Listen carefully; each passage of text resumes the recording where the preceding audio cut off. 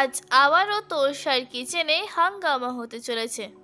বাড়িতেই অল্প সময়ে খুব সহজেই নামমাত্র উপকরণ দিয়ে তৈরি করে নিন মুখরোচক এই নাস্তাটি। কিভাবে সেটা জানতে হলে তোরসার কিচেনে যেতে হবে। চলে এসেছি তোরসার কিচেনে। Hello friends, welcome back to my channel cook with baby Torsa and it's me Torsa. তো ভিডিও শুরু করার আগে বলি, আমার চ্যানেলটা সাবস্ক্রাইব করবেন আর পাশে থাকা বেল আইকনটা প্রেস করবেন যাতে নোটিফিকেশনটা সবার আগে আপনার কাছে পৌঁছে যায়। Let's get started the video.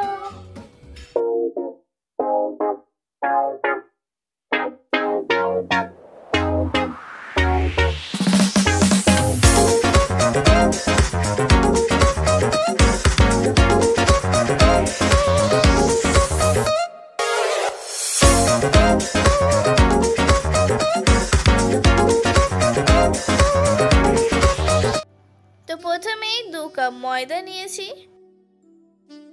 এবার একে একে দিয়ে দিচ্ছি স্বাদমতো লবণ, কালো জিরে আর সাদা তেল। শুকনো একবার মিক্সড করে দিচ্ছি। এবার অল্প অল্প জল দিয়ে একটা সেমি সফট ডো তৈরি করে নিচ্ছি। বাই দ্য ওয়ে, এখনো পর্যন্ত যারা আমার চ্যানেলটা সাবস্ক্রাইব করেননি প্লিজ সাবস্ক্রাইব করে নেবেন, আর যারা ফেসবুক থেকে দেখছেন তারা ফলো করবেন। যারা আগে থেকেই করে রেখেছেন তাদেরকে অনেক অনেক ধন্যবাদ। ডো রেডি হয়ে গেছে, এখন ঢাকা দিয়ে 10 মিনিট রেস্টে রাখলাম। এদিকে পুরটা রেডি করে নিই। একটা কড়াই নিয়েছি, কড়াইয়ে দিলাম অল্প পরিমাণ সরষের তেল, আপনারা সাদা তেলও নিতে পারেন। তেল গরম হলে দিয়ে দিলাম গোটা জিরে।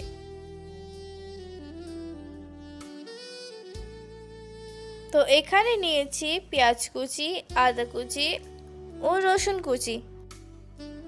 তো প্রথমে আদা রসুনটা একটু ভেজে নিচ্ছি, জাস্ট 1 মিনিট ভাজলেই হবে। তারপর পেঁয়াজগুলো দিয়ে দিচ্ছি। এটাও খুব বেশি ভাজার দরকার নেই, বাস ওই 2 মিনিট মতো। পেঁয়াজটা 2 মিনিট ভেজে নেওয়ার পর দিয়ে দিচ্ছি কিছু রেগুলার মশলা।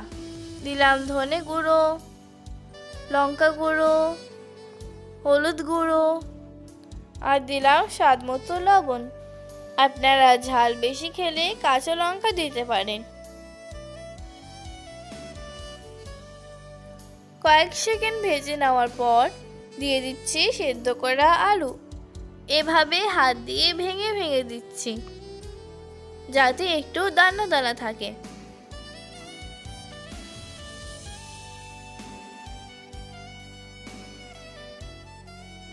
বেশিক্ষণ রান্না করতে হবে না, জাস্ট ভালো করে মিক্স করলেই হবে। দিলাম মেথি পাতা, আপনাদের কাছে যদি ধনে পাতা থাকে তাহলে দিবেন।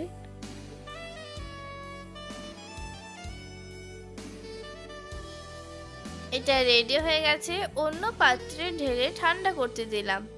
ফিরে এলাম ময়দার কাছে। এবার কয়েকটা লেচি কেটে নিচ্ছি, একটু বড় বড়ই কাটছি। এবার শুকনো ময়দা ছড়িয়ে রুটি বেলে নিচ্ছি। রুটিটা যে গোল হতে হবে এমন কোনো কথা নেই। এবার সাইডগুলো কেটে বাদ দিয়ে দিচ্ছি। ওই চৌকো শেপ করে নিচ্ছি। একটু ভালো করে লক্ষ্য করবেন কিভাবে সবটা করছি।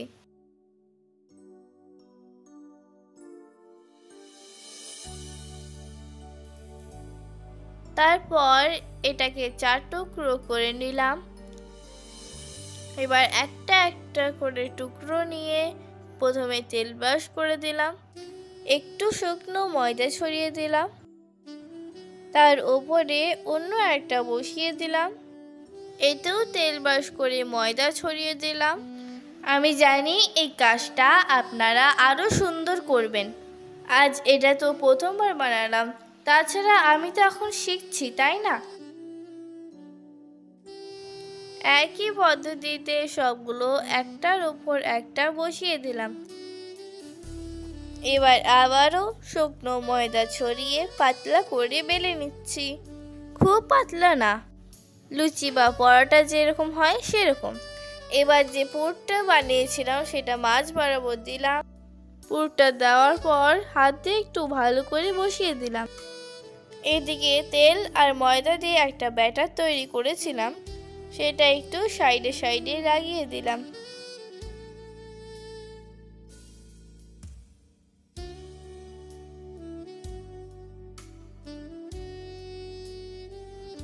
এবার একটা কোণ ধরে তার অপোজিট কোণের দিকে টাচ করে দিলাম, সাইডগুলো একটু ভালো করে চেপে দিলাম। আমার বোধ হয় পুরটা একটু বেশি দেওয়া হয়ে গেছে। তো যাই হোক, সবগুলো এভাবে রেডি করে নিলাম। এবার চলুন ভেজে নিই। তো কড়াইতে সাদা তেল নিয়েছি। প্রথমে তেলটা খুব গরম করে নেব, তারপর গ্যাসের ফ্লেমটা মিডিয়াম করে দেব। এবার একে একে প্যাটিসগুলোকে উল্টে পাল্টে ভালো করে ভেজে নিচ্ছি। এই খাবারটা বাচ্চাদের তো পছন্দ হবেই, তাহলে তাদের টিফিনে তো ইজিলি দেওয়া যেতেই পারে। তাছাড়া এটা বড়দেরও খুব পছন্দ হবে। ভাজা হয়ে গেছে, তুলে নিলাম। দেখলেন তো কত সহজ রেসিপি, আর বেশি সময়ও লাগে না। যখনই কোনো তেলে ভাজা খেতে ইচ্ছে করবে বাড়িতে বানিয়ে খাবেন। বাইরের খাবার কত আনহেলদি জানেন তো। আপনাদের সুস্বাস্থ্যের কথা চিন্তা করে আমি সবসময় চেষ্টা করি আপনাদের সঙ্গে ইজি রেসিপি শেয়ার করতে, যাতে আপনারা বাড়িতে সহজেই বানিয়ে নিতে পারেন। দেখুন ভিতরটা কত সুন্দর লাগছে আর কত লেয়ার যুক্ত হয়েছে। রেসিপিটা পছন্দ হলে একটা লাইক দেবেন। দেখা হবে পরের ভিডিওতে নতুন কোনো রেসিপি নিয়ে। টিল দেন টাটা, ভালো থাকবেন।